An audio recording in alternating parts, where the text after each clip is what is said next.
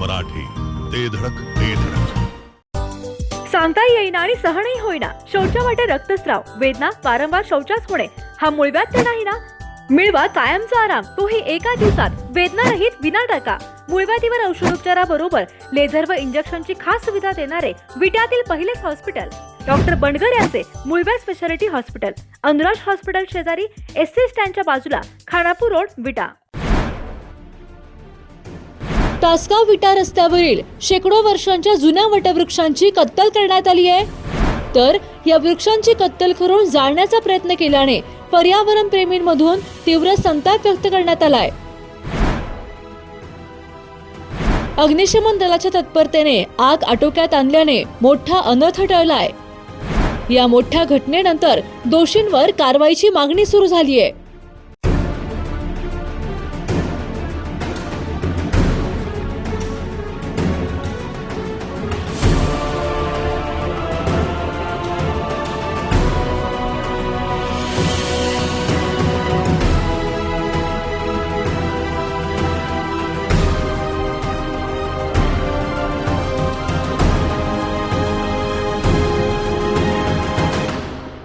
रविवारी सकाळी 10 वाजण्याच्या सुमारास तासगाव शहरातील विटा रस्त्यावर अय्यंगर बेकरी परिसरात सुमारे 150 ते 200 वर्ष जुन्या असलेल्या 2 डेरेदार वडाच्या झाडांना जाळून नष्ट करण्याचा धक्कादायक प्रकार उघडकीस आला आहे.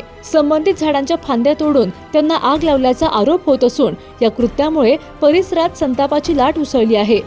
विटा रस्त्याच्या कडेला असलेली ही दोन्ही विशाल वडाची झाडे कोल्हापूर हायवे विभागाच्या हद्दीमध्ये येतात. अनेक वर्षांपासून पर्यावरणाचे रक्षण करणाऱ्या या झाडांच्या फांद्या प्रथम निर्दयीपणे छाटण्यात आल्या आणि त्यानंतर त्यांना आग लावण्यात आली असल्याचे परिसरात बोलले जात आहे. झाडांना लागलेली आगीची माहिती मिळताच माजी नगराध्यक्ष बाबासाहेब पाटील, मंगलमूर्ती संस्थेचे चंद्रशेखर निकम, पत्रकार संकेत पाटील आणि नगर परिषदेच्या कर्मचाऱ्यांनी घटनास्थळी धाव घेतली. या घटनेचे गांभीर्य ओळखून तासगाव नगर परिषदेचे स्वच्छता निरीक्षक आयुब मनेर आणि संतोष माळी यांनी अग्निशमन दलाला पाचारण केले. प्रभारी सहाय्यक निरीक्षक सुरेश देवकुळे आणि विद्यासागर धाबुगडे यांच्या पथकाने तात्काळ आग विझवल्याने या पुरातन झाडांचा जीव वाचला. मात्र आगीमुळे झाडांचे मोठे नुकसान झाले आहे. संबंधित शेतकऱ्याने या घटनेवर स्पष्टीकरण देताना सांगितले की झाडाखाली लोक दारू पितात आणि सिगारेट ओढतात, त्यामुळे ही आग लागली असावी. मात्र झाडांच्या फांद्या ज्या पद्धतीने तोडल्या गेल्या आहेत ते पाहता जाणीवपूर्वक केलेला प्रकार असल्याचे प्रत्यक्षदर्शींचे म्हणणे आहे. हायवे विभागाने या प्रकरणी दखल घेऊन संबंधित दोषींवर गुन्हा दाखल करावा अशी मागणी नागरिकांनी केली आहे. शेकडो वर्षांची नैसर्गिक संपत्ती अशा प्रकारे नष्ट करणे हा गुन्हा आहे.